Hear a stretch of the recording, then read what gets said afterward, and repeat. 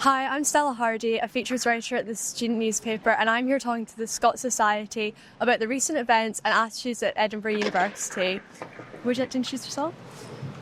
Hi, I'm Shanley Breese. I'm fourth year and I study law. I'm James Leitch. I'm in third year and I study economics and politics. So Edinburgh University is well known for having some problems with attitudes and the divides of Scotland and England and other countries. With recent events, the Society was created, and I was just wondering if either one of you would like to talk about why you wanted to create the Society. Yeah. Well, I'm in my third year, Shanley's in her fourth, and I think we've definitely noticed throughout our time here that there's been a bit of alienation from Scottish people that we've found, from our friends as well. And kind of we looked up at the Edinburgh Uni Association website and there was no Scottish Society at all. So we wanted to kind of focus on doing that and also kind of prioritise working class and widening participation of students. Yeah, we've had a focus on social mobility, mainly because all the students at Edinburgh University are mostly from working class if they're Scottish. This is due to the flagging system that Edinburgh University use when they view UCAS applications. So although it's Scottish social mobility, all Scots are welcome, but we do have a focus on the working class. Yeah. Trying to think what else to say. But yeah. So, like you said, there was no society for Scottish people in particular. Did you guys feel like there was a place for you to talk about your problems before the society was created? Not really, no. I think our problems seem quite minute, quite small compared to a lot of other issues. Obviously, Shanley and I are both white. We have it very easy compared to a lot of people. We don't receive much discrimination. So we felt like we weren't really able to speak about our issues because they didn't seem that big of a deal, but we kind of realised that these issues do stand alongside other issues as well, and each of them doesn't take away from each other's issues, if that makes sense. I feel like because that there's nowhere that we can all speak about these issues, they've never really came to light before, which is why it's kind of blown up now.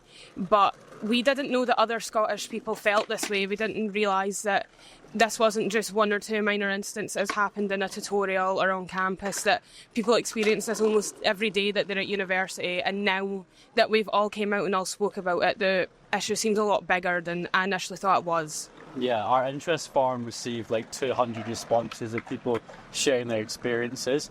I remember when we first started the society, we were thinking maybe no one would actually join and it wasn't really something people wanted, but by looking at the amount of DMs we've got and the amount of people just thanking us for starting the society, because a lot of Scottish people do feel alienated, especially people from widening access and kind of the working class, because they're often the only people from their school to come to the university, so they find it harder to kind of make friends with other Scottish people or just people from the same cultures or backgrounds. Yeah.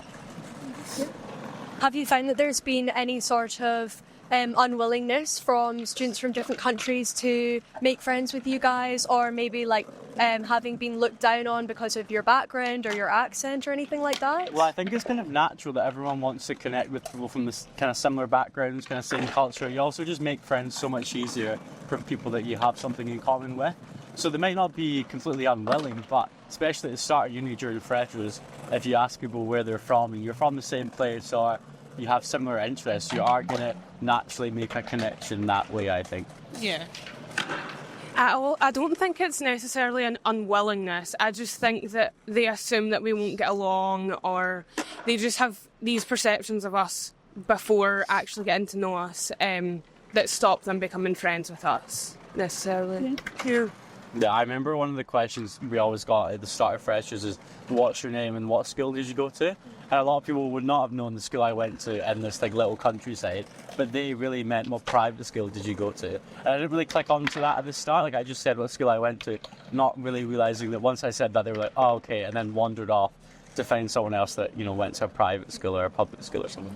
Do you say good.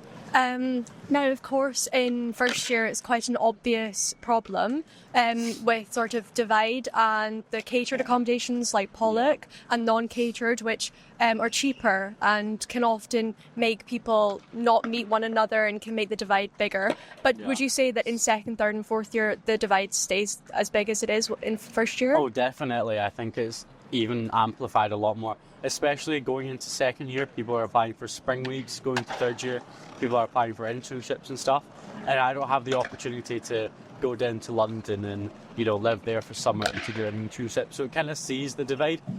I think it kind of see it a lot more as we've gone up the years and people are focusing on careers.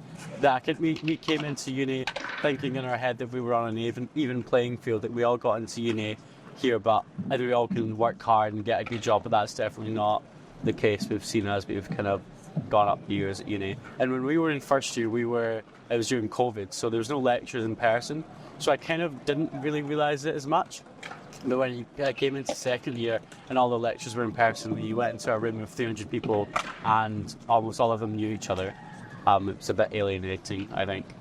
Yeah, I think me and James kind of had a unique experience because we were all online in first year, and then second year we did go into person, and I think I even saw that my academic ability kind of suffered from not really feeling in place in the classroom. I'd be reluctant to contribute in tutorials because often people would say they didn't understand my accent, or they would pick up on words that I'd use, such as canny, and they'd be like, oh my god, you said canny, but they knew exactly what it meant in the context. They just really like to Yeah, it's definitely an issue in tutorials. You're asked to repeat yourself, speak up, or kind of speak more properly. I think especially when I was in first year, my politics class, I was the only Scottish person in my class, really. So it kind of, you felt a bit not even willing to speak up, especially if you're kept asking to repeat yourself or speak a bit differently. You don't really want to speak up, and you kind of go a bit shyer and you don't really engage with the class as much. I think in terms of the divide in first and second year as well, when it comes to searching for flats, we do often have different budgets, and I think that when you're not in their budget range, they're a bit oh, okay, and not necessarily stuff associating with you, but won't reach out to you and will not try accommodate for you. They'll just expect you to be able to pay whatever they can pay, and if not, they'll find you flatmates. Yeah. Well, thank you. So for any Scottish students who've been feeling like this as well, how would you say that they can get involved in your society?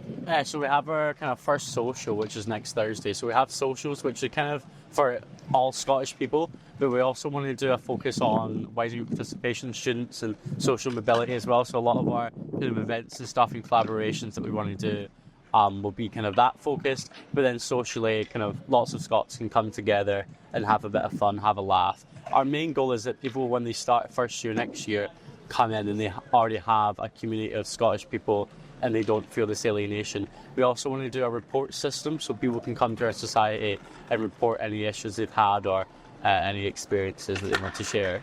If you want to get more involved in the activism side, then we're going to be doing a small pressure group within our society.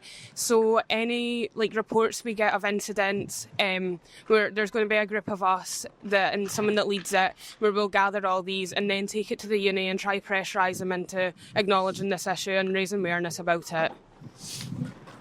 And for my last question, of course you said that you want to create an environment for new Scottish students to come into, but is there anything in particular that you'd like to say to any sort of prospective students who are wanting to come here, who are Scottish and have heard about this issue? It will be okay. I think obviously there's been a lot of attraction online, so it might kind of deter people from actually wanting to apply to Edinburgh Uni, but it is a really good uni and you will meet a lot of good people, and obviously we do have these feelings, but we want to kind of combat that and have a community for people. But it's still a really good uni and I think you will have a lot of fun. I would say just don't come here and get overwhelmed and doubt yourself.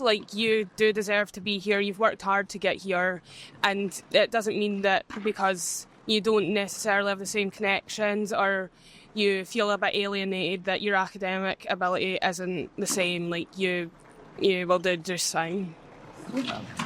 Okay, thank you very much. Thank you.